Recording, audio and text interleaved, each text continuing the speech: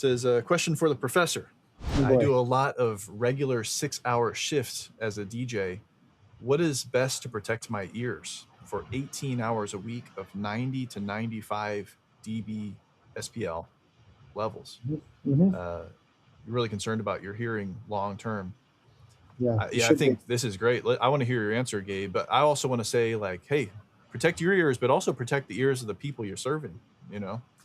And the way to do that is to not make it 90 to 95 dB SPL. But I understand that a lot of shows, if the person in charge tells you to turn it up, you kind of feel like you're cornered. But what are your Yeah. thoughts on this, Gabe? Plus one to what you just said. That's Yeah. very important. I know a lot of people actually don't like DJs at events and parties because they can't hold a conversation because it's so loud. And do you really need to be that loud in order to dance, or is that trying to be? Are you trying to be a discotheque? It's a different thing. Um, as far as your hearing goes, yeah, you need to be very concerned.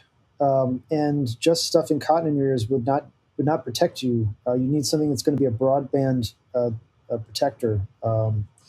So I'm a big proponent of going and having your ears fitted for in-ear monitors and just getting the, the attenuation plugs for them.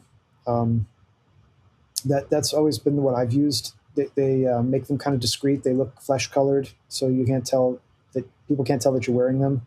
But they can reduce 30 dB off the top, which would take 90 dB down to 60, which is conversation level. And they can do that down to most frequencies. The low end is where you're going to have the hardest time, but it may not be as critical that you protect the low end hearing as much as the critical range hearing where you have communication. Definitely, I would have an ear, nose, and throat doctor on board. Tell them what you're doing. Tell them what you want to, achieve. Find an audiologist who can test your hearing regularly. I get mine checked every year, just to make sure I'm hearing what I think I'm hearing, and to make sure I'm able to focus the way I think I can focus and charting any changes appropriately.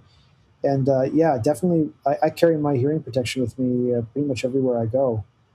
So even if I don't have my fitted ones, I have the foamies, the heroes in my car in my glove box, just in case I end up somewhere that I think might be loud. I always have an option. Um, Definitely be concerned about it, and definitely do your best to protect yourself and others.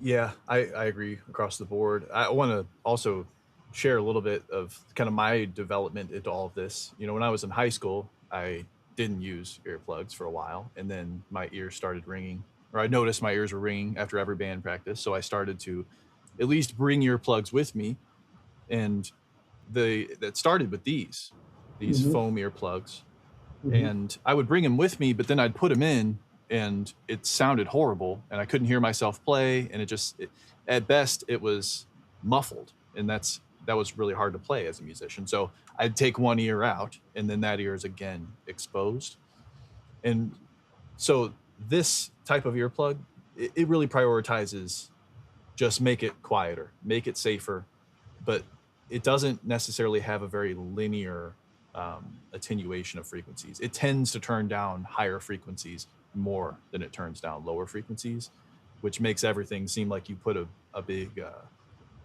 high cut on everything. So then Gabe was talking about these, something similar. Gabe may have these, he may have different ones. There are different companies that do them, but these are molded earplugs. So you go to an audiologist and they'll either like put a balloon in your ear and find the shape of it, or they'll use like some putty and find the shape of it. They'll send them off. And then this little filter inside here, I wonder if there's a little picture. Nope.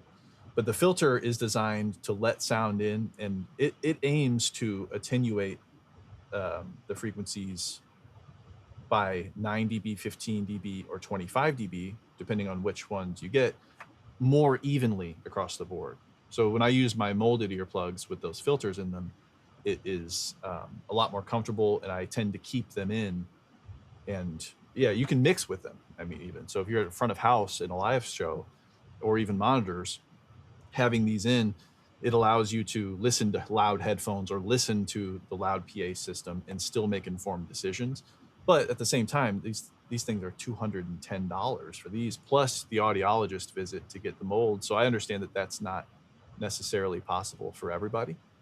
So that's why I also brought up this. these are sort of a good blend if you're more so looking for this price range. Etymotic Research, I think they're some of the original creators of those filters, and you can get these that are not custom molded, but they do have filters in them that at least attempt to give you a more linear Hmm. response. So these would be some of the ones I'd recommend. These are classics, ER20s. I've Hmm. got some right over there. I don't see them though. I tend to use my molded ones since I have them. But yeah, definitely take care of your ears.